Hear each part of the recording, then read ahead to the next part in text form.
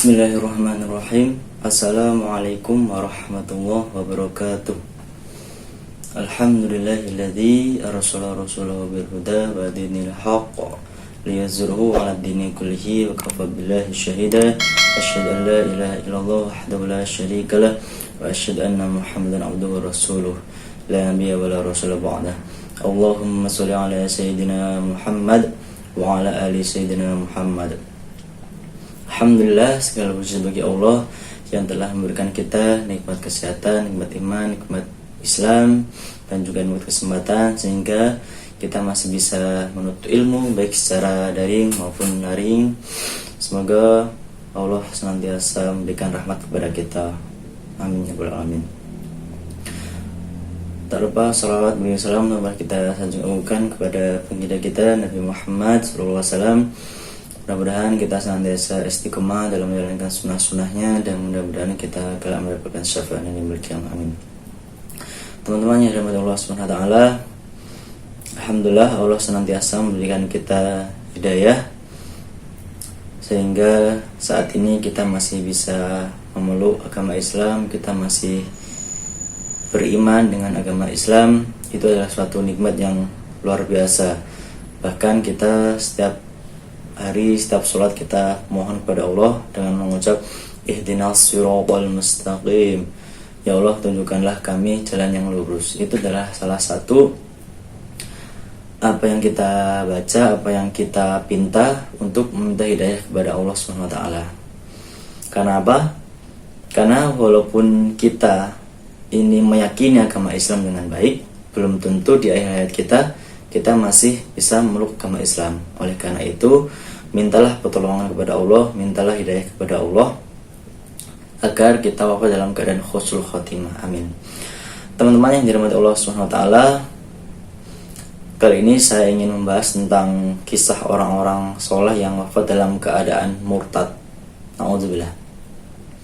Nah, teman-teman yang dirahmati Allah Subhanahu wa taala, jadi ada seorang syekh berada di Arab Saudi.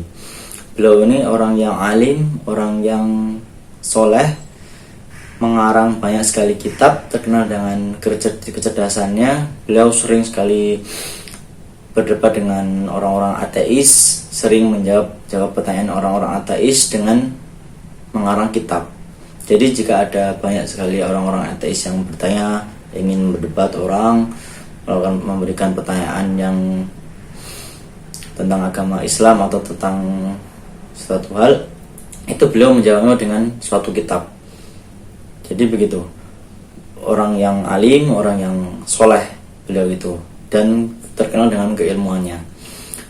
Jadi karena beliau ini sering mengarang buku ya, karena bukunya itu sangat bagus sekali, karena wawasannya yang luas. Jadi sampai-sampai ulama-ulama pada saat itu berkata kepada beliau, ini adalah salah satu warisanmu untuk membawamu ke dalam surga. Jadi Masya Allah. Jadi begitu teman-teman yang dirahmati Allah SWT. Nah, suatu hari beliau ini berdebat dengan seorang pendeta. Tapi dengan dari perdebatannya itu tidak menghasilkan apa-apa. Jadi orang pendeta itu tetap dalam Nasraninya, dan Syekh Abdullah Qasim ini tetap dalam Islamnya. Jadi begitu. Nah, tapi suatu lama-kelamaan beliau berkenalan dengan seorang wanita di Lebanon, dan juga beliau banyak berdialog dengan orang-orang ateis, banyak sekali berdialog dengan orang ateis dan juga banyak juga membaca buku-buku ateis. Jadi begitu awal mulanya. Beliau berkenalan dengan seorang wanita, sering berdialog dengan orang ateis, saking serunya berdebat ya, dan juga banyak sekali membaca buku-buku tentang ateis. Akhirnya, na'udzubillah, beliau dapat berkesimpulan bahwasanya Tuhan itu tidak ada. Seorang syekh yang solih, yang alim, yang sangat berilmu, akhirnya murtad menjadi ateis. Dan sungguh sangat disayangkan Banyak sekali ulama-ulama yang menyayangkan atas kemurtadan beliau, karena Masya Allah seorang ulama yang pandai, yang cerdas, yang alim, yang soleh itu bisa murtad. Akhirnya beliau banyak berdebat dengan orang-orang Islam, dengan ulama-ulama, sering berdebat. Dan salah satunya beliau berdebat dengan seorang syekh namanya Syekh Asy-Sya'rawi. Nah, jadi beliau ini juga berdebat dengan seorang syekh namanya Syekh Asy-Sya'rawi. Nah, akhirnya Syekh Asy-Sya'rawi ini meninggalkan beliau Abdullah Qasim ini. Karena apa? Karena orang ini sudah buta, sudah nggak bisa diomongin. Al-Quran sama hadis sudah mental dari kepalanya. Akhirnya itu beliau tetap dalam kekafirannya, dalam ateisnya. Sehingga pada tahun 1996 beliau wafat dalam keadaan su'ul khotimah, na'udzubillah. Jadi begitu. Jadi belum tentu orang yang soleh, yang alim, orang yang banyak sekali ilmunya, banyak sekali wawasannya, itu bisa wafat dalam keadaan husnul khotimah atau wafat dalam keadaan Islam. Jadi makanya dari itu kita harus senantiasa meminta kepada Allah, meminta hidayah kepada Allah agar senantiasa kita istiqomah dalam Islam. Nah, teman-teman yang dirahmati Allah SWT, jadi itu adalah kisah yang pertama.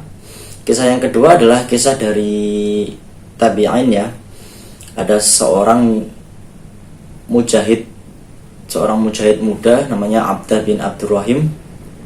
Beliau ini seorang ahli perang, hafal Al-Quran, orang yang bertakwa, orang yang berilmu, pokoknya hampir lengkap lah. Biasanya orang yang ahli perang itu belum tentu bisa hafal Al-Quran, seperti halnya Khalid bin Walid. Itu beliau ahli dalam perang, tapi beliau nggak hafal Al-Quran, ya hanya hafal surat-surat pendek ya. Yang mungkin sama dengan kita, hafal surat-surat pendek. Tapi bedanya kita nggak bisa ahli perang, kita nggak ahli perang. Jadi begitu. Nah, Abdah bin Abdurrahim ini orangnya juga lihai dalam berperang. Banyak sekali orang yang dibunuhnya, orang-orang kafir. Nah, suatu ketika kaum muslimin ini berperang dengan tentara Romawi, akhirnya pandangan Abdah ini tertuju pada seorang wanita Romawi. Wanita Romawi ini sangat cantik sekali. Pokoknya ya cantik banget lah. Itu adalah salah satu strategi mereka, karena umat muslim ini kalau digempur dengan persenjataan apapun itu nggak mempan. Tapi kalau sudah dengan wanita, itu bisa saja hatinya sangat luluh. Seperti Abdah ini. Akhirnya karena terpesona dengan kecantikannya, Abdah ini mengirim surat kepada wanita Romawi tersebut. Isinya kurang lebih, wahai Adinda, bagaimana caranya agar engkau bisa menjadi bagaimana caranya agar engkau bisa dalam pangkuanku, atau intinya bisa menjadi istriku. Kata dibalas suratnya oleh wanita Romawi tadi, wahai kakanda, masuklah ke dalam agamaku Nasrani, maka aku akan berada dalam pangkuanmu. Abdah ini karena syahwatnya sudah bergejolak, nafsunya sudah tinggi, karena sangat terpesona dengan kecantikannya, itu akhirnya mau pindah ke agama Nasrani. Nauzubillah.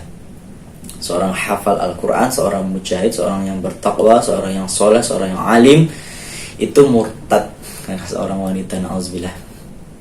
Jadi teman-teman yang dirahmati Allah SWT, akhirnya Abdah bin Abdurrahim ini menikah dengan wanita Romawi di benteng dan disaksikan dengan kaum muslimin. Sangat disayangkan. Dan akhirnya Abdah ini berganti berperang melawan kaum muslimin.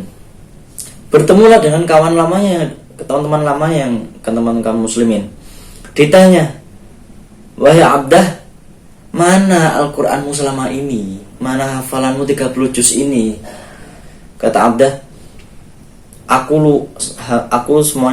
lupa dengan semua hafalanku dan hanya tersisa 2 ayat. Ayatnya adalah A'udzubillahi minasyaitonirrajim. Rubama yawaddul ladzina kafaru law kanu muslimin Orang-orang kafir itu seringkali nanti di akhirat menginginkan kiranya mereka dahulu di dunia menjadi orang-orang muslim. Dan ayat yang kedua,